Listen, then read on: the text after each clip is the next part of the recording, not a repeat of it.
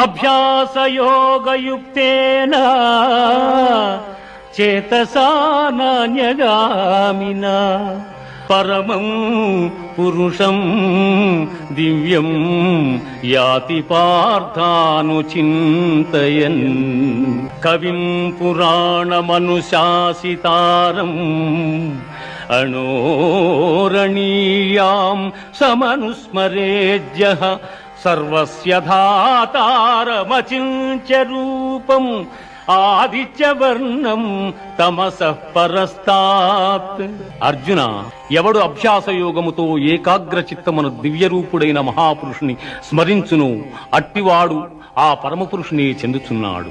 ఆ మహాపురుషుడే సర్వజ్ఞుడు, పురాణ పురుషుడు, ప్రపంచమునకు శిక్షకుడు, అణువు కన్నా అణువు, అనూహ్యమైన రూపము కలవాడు, సూర్యకాంతి తేజోమయుడు, అజ్ఞానాంధకారము కన్నా ఇతడు.